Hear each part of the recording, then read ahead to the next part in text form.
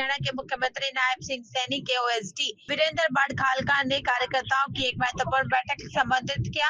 इस बैठक की अध्यक्षता भाजपा के जिला अध्यक्ष वीरेंद्र कौशिक ने की। बैठक के बाद उन्होंने पत्रकारों से बातचीत कर सरकार की विभिन्न योजनाओं को आगामी कार्यक्रमों के बारे में जानकारी दी। इस पर मौके पर मुख्यमंत्री के ओएसडी वीरेंद्र सिंह बड़खालसा ने महापुरुषों के विचार प्रसार योजना पर विशेष रूप से चर्चा की। भाजपा सरकार द्वारा पूरे हरियाणा में महापुरुषों के विचारों को जन जन तक पहुँचाने का अभियान चलाया जा रहा है। इसी कड़ी में सिख धर्म के 9वें गुरु तेग बहादुर का बलिदान दिवस 15 नवंबर को सोनीपत में मनाया जाएगा। गुरु तेग बहादुर ने जनेऊ और धर्म की रक्षा के लिए अपना सर्वोच्च बलिदान दिया था। कहेंगे आज भिवानी पहुंचे हैं, क्या उद्देश्य रहा है सर?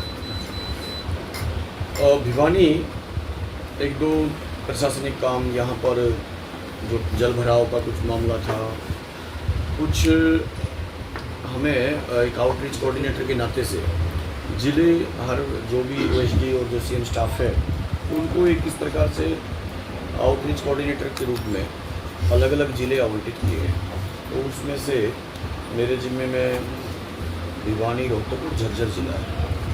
तो इन ज़िलों में यहाँ की जो कोई ग्रीवेंस का मामला, ग्रीवेंस हो या कोई सीएम अनाउंसमेंट है, यहाँ के कार्यकर्ताओं का, प्रशासन का एक कोऑर्डिनेटर के रूप में ये भूमिका के नाते से मैं यहाँ जिले में आता हूँ। और आज जो विशेष रूप से आने का जो योजना था, सरकार की एक महापुरुषों के विचार प्रसार की जो योजना है, उस योजना के माध्यम से पूरे प्रदेश के अंदर विशाल गुरु तेग बहादुर जी का बलिदान दिवस मनाया जाएगा पूरे हरियाणा प्रदेश के अंदर राजकीय सम्मान के साथ। तो जब गुरु तेग बहादुर जी की कहानी सुनते हैं तो उनका बलिदान तिलक और जनेऊ की रक्षा के लिए और चांदनी चौक दिल्ली में औरंगजेब गुरूर बादशाह ने और उनका बलिदान कर दिया था।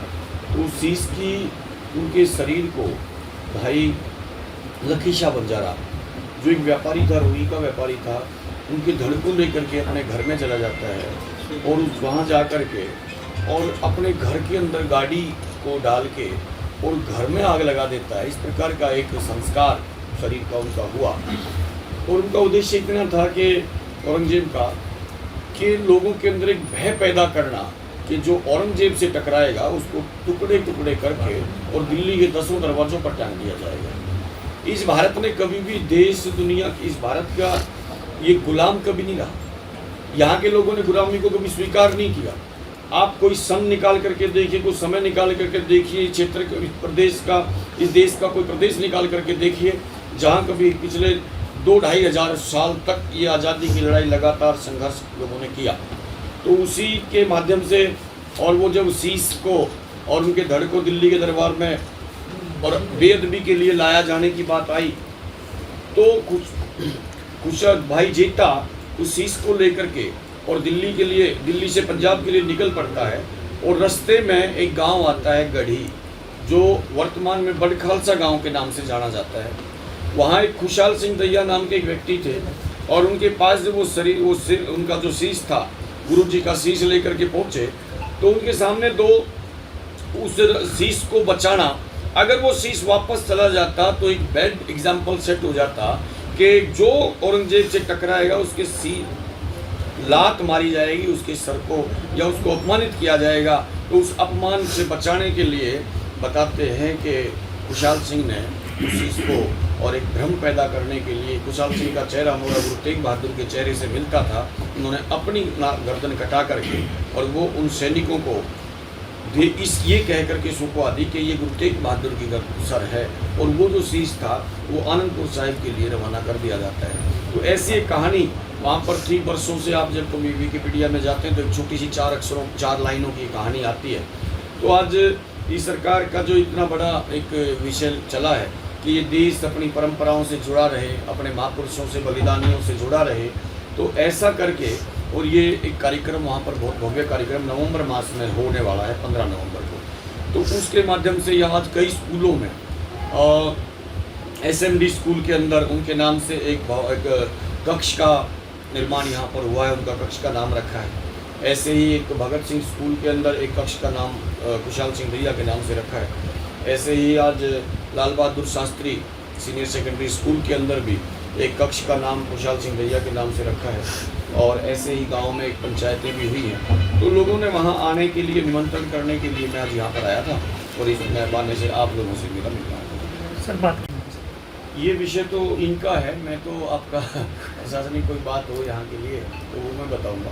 अमित शाह जी ने भी सर एक नक्सलवादियों को ख़त्म करने को लेकर के 31 मार्च 2026 तक का अल्टीमेटम दिया है। वहीं उन्होंने कहा कि कोई नक्सलवादी अगर आत्मसमर्पण करता है तो उसका भी स्वागत है। तो क्या कहना चाहिए सर? देखो, ये जो नक्सलवाद है ये उनके जो पिछली सरकारों का जो एक दिशाहीन और अन्यायपूर्ण जो वो था, शासन था, उसका परिणाम नक्सलवाद था।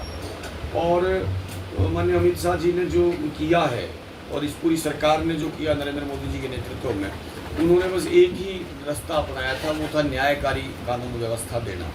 गलत को गलत और सही को सही जब कहना शुरू कर देंगे तो लोगों को आक्रोश खत्म हो जाएगा और इसी प्रकार से हज़ारों युवा जो है उस गलत से और उस क्षेत्र को विकास की राह मिली है। और ये 100% देश के लिए बहुत ही बड़ा एक शुभ संदेश है यहाँ की प्रगति और विश्व गुरु बनने की दिशा में बहुत बड़ा कदम भी है। सर एक राहुल गांधी जी को भी जान से मारने की धमकी मिली है, उन्होंने अमित शाह जी को पत्र लिखा, क्या कहना चाहिए? मैं फिर वही कह रहा हूँ, ये विषय हमारे वीरेंद्र जी के हैं और ये मेरे विषय नहीं है। मैं तो इतना कहता हूँ कि किसी को भी कानून को अपने हाथ में लेने का अधिकार नहीं है और इस शासन में कोई अन्याय ऐसा नहीं होगा, किसी प्रकार का कोई किसी को नहीं मार सकता ऐसा। लद्दाख की घटना को लेकर के भी राहुल गांधी जी ने निशाना साधा है कि जो वहाँ की संस्कृति को जो है सरकार खत्म करना चाहती है, क्या कहेंगे सर? मैं वही कह रहा हूँ कि मैं ये राजनीतिक विषयों पे मैं अधिकृत नहीं हूँ, ठीक है ना। देखो, मैं बिल्कुल इस बात को बड़ी गंभीरता से कहना चाह रहा हूँ। इस सरकार ने मैं सोनीपत रोहतक को देखता था तो हमने फ्लड एजेंडा, जब हमारा फ्लड का जो बजट है हमारा वो कई गुना बढ़ाया है। मैंने मनोहर लाल जी का वो शब्द में बताता हूँ, जो हम लोग बैठे बातें कर रहे थे, उन्होंने कहा था कि अगर जल भराव के क्षेत्रों को हम कम कर देते हैं तो वो कृषि के क्षेत्र हो जाएंगे और अगर हम किसी के 2-4 एकड़ ज़मीन को बाहर निकालते हैं तो एक बहुत बड़ा रोज़गार एक परिवार को जीवन दान मिलता है और इसके लिए बड़ी मात्रा में काम किया। लेकिन ये तो आप भी मानते होंगे कि बरसात इस साल जब हुई है वो अपना जो तय पैमाना है उससे ज़्यादा हुई है, तो इसके लिए लगातार हमारे प्रयास जारी हैं। दूसरी बात, जब इस प्रकार की घटनाएं होती हैं तो एक अच्छी योजना भी बन रही है और मैं आपको विश्वास दिला के जाता हूँ कि एक बहुत अच्छा कॉम्प्रिहेंसिव प्लान पूरे हरियाणा का और ये ज़िले छोड़ करके पूरे हरियाणा को एक योजना बना करके हम इसके लिए जल भराव के क्षेत्र कम होंगे और अभी भी लगातार हर क्षेत्र में शासन अलर्ट मोड में है और बहुत जल्दी इनको पानी को जल्दी निकासी का काम सर, बाजरे की खरीद नहीं हो पा रही है। 22 तारीख को सरकार ने 22 तारीख का आदेश दिया था, उसके बाद में अभी तक बाजरे की खरीद नहीं हो रही। बाजरा काफ़ी टन बाजरा अभी पड़ा है, बारिश की आशंका है, तो क्या करेंगे? नहीं, अभी जो रास्ताएँ चल रही है तो बारिश ज़्यादा आने के कारण से भी बाजरे की फसल में काफ़ी नुकसान भी हमारा हुआ है और हम लोगों ने पोर्टल भी जारी खोल दिया है कि ताकि जो भी क्षतिपूर्ति पोर्टल है वो उसको भी हम खोल रहे हैं और तय समय पर खरीद होगी। कई बार जब शुरुआत हम करते हैं किसी भी चीज़ की तो थोड़ा सा एक बार उसमें एरर आता भी है, उसको भी हम चेक करा रहे हैं और मंडियों के दौरे भी हम लोग कर रहे हैं। कोई ऐसी दिक्कत किसी को नहीं आने देंगे। क्षतिपूर्ति पोर्टल के अंदर आग की आती है लेकिन पानी की नहीं आती। जो आग का पोर्टल है वो खुल रहा है लेकिन जो पानी से जो नुकसान होगा उसका पोर्टल नहीं खुल रहा है। ना ऐसा नहीं होगा। अगर मान लो ऐसी कोई कहीं टेक्निकल कोई फॉल्ट आता तो उसको ठीक कराएंगे, तुरंत ही ठीक कराएंगे। ऐसा हो नहीं सकता कि आप पानी का ना है, पानी का तो आग का बल्कि होगा, पानी तो आना ही आना होता है, तो अपने आप में बड़ा। आपने क्षतिपूर्ति पोर्टल का किसानों की फसलों के साथ हो रहा है कि बाहर के लोगों ने उनका नाम से रजिस्ट्रेशन कराया हुआ है और जब वो रजिस्ट्रेशन कराते हैं तो उसमें मेवात या राजस्थान के पहले रजिस्टर्ड दिखाते तो उनको कैसे मुआवजा दिया जाएगा सरकार? देखो, अभी पीछे भी आया है जिस क्षेत्र में पानी आया है वहाँ के भी पोर्टल में बहुत ज़्यादा 33,000 या कुछ 33 लाख हेक्टेयर एकड़ ज़मीन का उसमें आया हुआ था, जबकि हमारे यहाँ इतना तो हुआ नहीं। देखो, इस प्रकार की कुछ छोटी छोटी जो दिक्कतें आ रही ना उनके लिए हम लोगों ने उसकी जांच भी करा रहे हैं, लोगों को नुकसान ना हो इस चीज़ का। जैसे हम लोगों ने पोर्टल शुरू किए हैं तो पोर्टल एक तरह से एक आम आदमी के नज़दीक चीज़ को लेके आने का एक माध्यम होता है और वो घर बैठे बैठे अपना काम कर सकता है, लेकिन उसमें आने वाली कमियों की निगरानी का भी ऊपर ध्यान रखते हैं। और आप लोग जब भी कोई इस प्रकार का समाज से जुड़ा हुआ कोई मुद्दा उठाते हैं उसको गंभीरता से भी लेते हैं। तो अगर ऐसी कोई दिक्कत नहीं होगी तो हम आज ही एक बार पंकज जी के साथ बैठ के इस विषय पर ध्यान सर, आज पेपरलेस जो रजिस्ट्री मुख्यमंत्री जी माननीय प्रधानमंत्री का जो सपना है कि जीवन सहज बने, सरल बने तो उस दिशा में तकनीक का जो उपयोग है हम लोग लगातार कर ही रहे हैं। और आज ज़मीन के जो मुद्दे हैं वो सुलझाने के लिए हमने निशानदेही पोर्टल भी बनाया है और घर बैठे बैठे रजिस्ट्री का भी, क्योंकि आज सबसे ज़्यादा अगर ये बातें उठ के आती हैं, करप्शन की कोई बात आती है तो ये वहाँ से आती है। तो ये हमारा जो आज का दिन है या हमने जो पोर्टल उठाया तो हमारी सोच को प्रदर्शित करता है कि हम नहीं चाहते कि वहाँ जा कर के लोगों का शोषण हो, लूट हो, और हम लोगों ने लगातार इनके ऊपर काम कर रहे हैं और लोगों का जीवन सहज बने। और ये सेवा पखवाड़ा इस तरह से मनाया जा रहा है, इसमें लोगों का आम जनजीवन सहजता की हो रहा है। कहीं ना कहीं सर जो लोगों को नाजायज चक्कर भी कटवाए जाते थे रजिस्ट्री और तमाम चीज़ों को लेकर के, उससे कितना फ़ायदा मिलेगा?